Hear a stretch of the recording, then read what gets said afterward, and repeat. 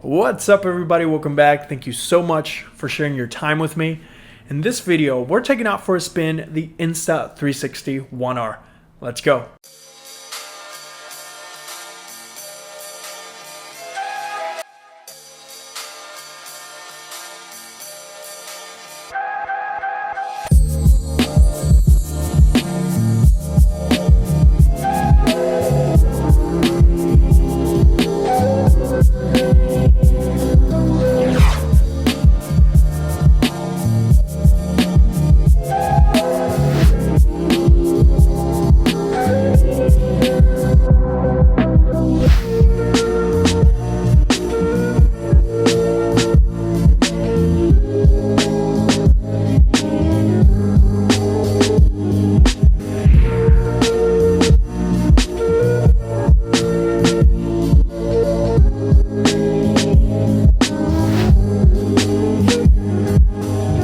So I had the opportunity to get hands-on with the Insta360 One R right when they announced it during CES 2020 in Las Vegas. I actually made a quick video overview about what the Insta360 is. If you haven't seen that, after this video, you can totally check out the link in the description. But after seeing this in a controlled environment like CES, the show floor of course, I had a lot of questions because it's not the same to see it in a controlled environment.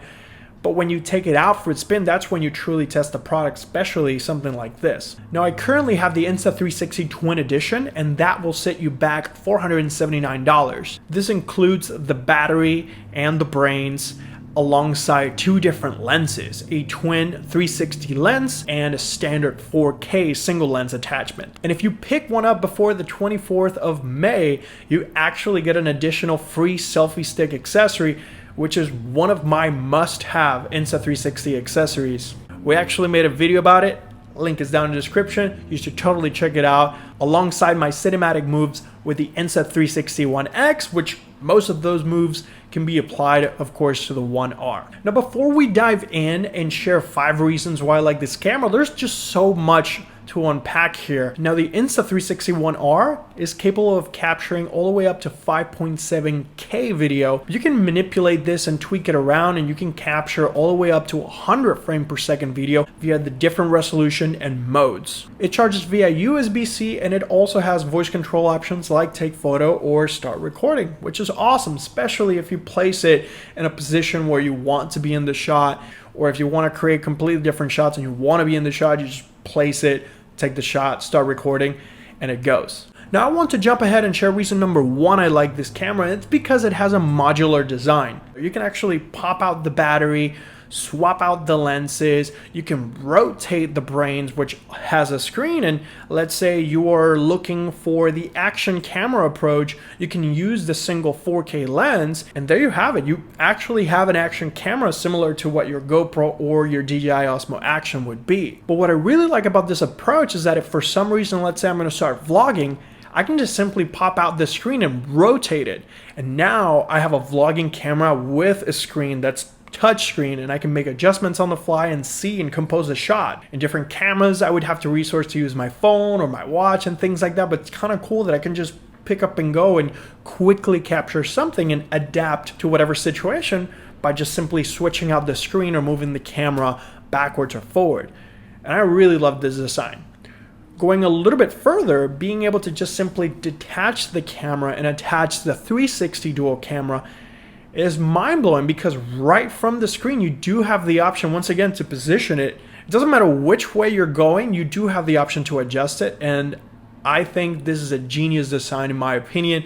Once again, even though this whole thing is modular, it is still waterproof out the box, which is insane. And not to mention that they have different accessories and an additional 1-inch lens that hopefully I get the option to test the quality.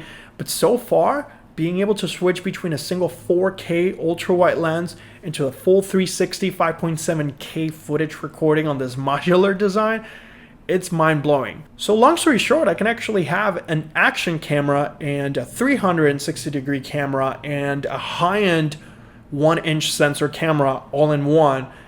So I don't have to bring 3 cameras or 2 cameras on my shoot. I can just pretty much make do with just a single camera and adjust it for whatever situation presents. Reason number 2 is the flow state stabilization. Going back to my Insta360 One X videos, I've always been a fan of the float state stabilization and just being able to capture as much as possible in the frame and recompose after the fact. But in this camera, you do have flow state stabilization on both lenses, the single 4K lens and the 360-degree lens. So you know me, I took it out for a spin and I did a little test with and without flow state stabilization, just so you have some context. And I also threw in an iPhone video there, just so you have an idea of what this can do for your shaky videos. Let's check it out.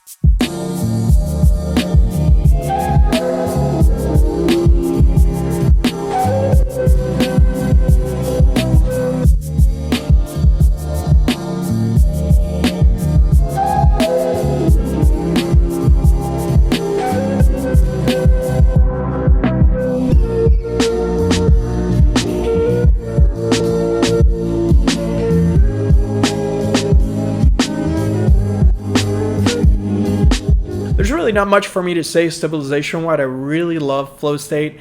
When you turn it off and turn it back on, it's just night and day. And it's crazy to be able to stabilize your video. By the way, on this comparison, I was actually using the bullet time tripod / handle as my method of just holding it. But you could literally grab the camera and it's going to do magic with flow state stabilization. Reason number 3 is the invisible selfie stick.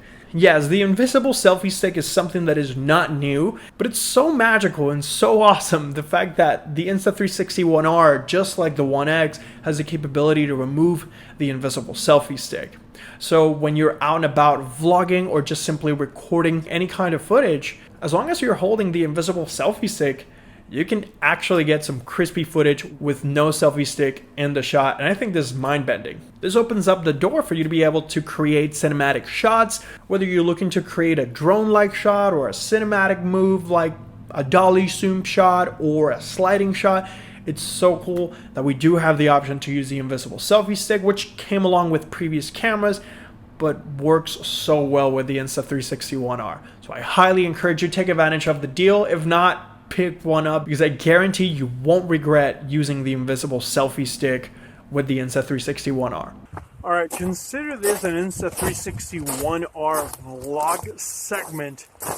Insta360 hooked it up with a super long selfie stick, the carbon fiber one. The one's like super long, it's like twice as this. And they actually sent me the longest selfie stick I have ever seen in my life. Check this out. What is going on, yo? The challenge with that one is when I'm trying to do bullet time, it's a little bit harder because it kind of bends a little bit, but I can see how that stick can help you reach places that you otherwise couldn't. Now, reason number 4, and this is a really interesting one, is AirPod support. You do have the option to connect your AirPods via Bluetooth directly into the camera and pretty much capture audio using the microphones on your AirPods.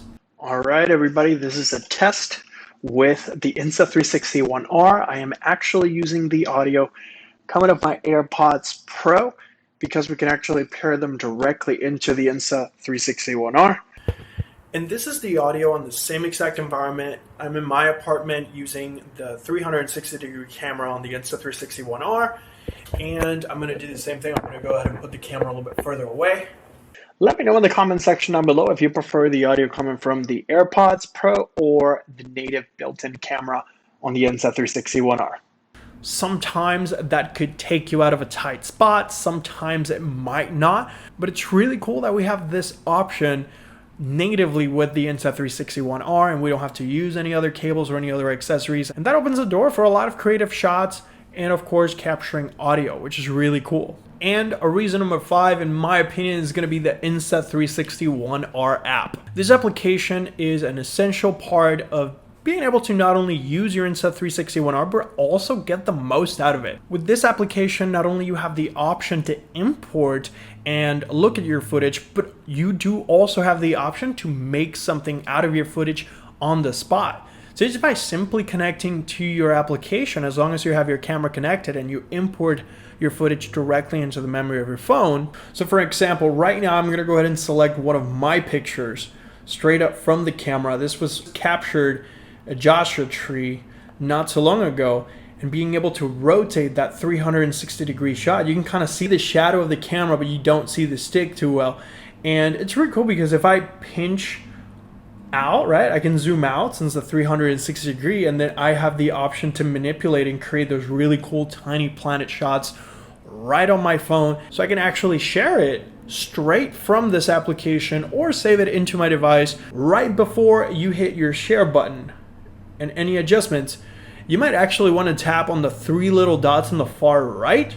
You can tap where it says snapshot, and that will actually save a snapshot of that 360-degree movie and just simply make it a 2D image of what you see on the screen. Make sure you're following me on Instagram because I have been posting these awesome tiny planet shots, and I'll be showing all kinds of behind the scenes content, not only on my Instagram stories, but also on my YouTube stories. So make sure you give it a follow. If I tap under stories at the bottom right, you do have the option to leverage some of these shot lab options. You can use it as a way to go out and film the kind of shot that you want to film. Like for example, stop motion, dolly zoom, time shift. These are fantastic shots that otherwise it would take you a really long time to import and edit on your computer, but you can do them right here on the phone. And it's really cool because if you do want to create a dolly zoom or stop motion, for example, it gives you a tutorial on how to make this happen, which is really, really useful. Not to mention that there are actual tutorials under the Stories tab that will pretty much get you started and up and running with the Insta360 One R. There are themes that automatically place your clips back to back with music, so you can create some really awesome videos with minimal effort. For anybody that's looking for casual posting or creating some really cool shots, or maybe incorporate that into a long form video, this is a fantastic method of getting the ball rolling and getting some quality edits with just a simple tap of a button. Now, having said that, I am generally excited and impressed with this method, this modular design, and being able to adjust my camera to whichever situation presents itself. If I'm trying to record a full 360 video or just simply use it as an action camera, I love the fact that I have the option to make it what I want and adjust to my environment. But I want to know what you think. Let me know your thoughts in the comment section down below. If you have any questions or suggestions, drop them down there so we can continue to create relevant content for you. Don't forget to give the video a thumbs up and a sub if you enjoyed it. And as always, thank you so much for sharing your time with me. I'll catch you on the next one.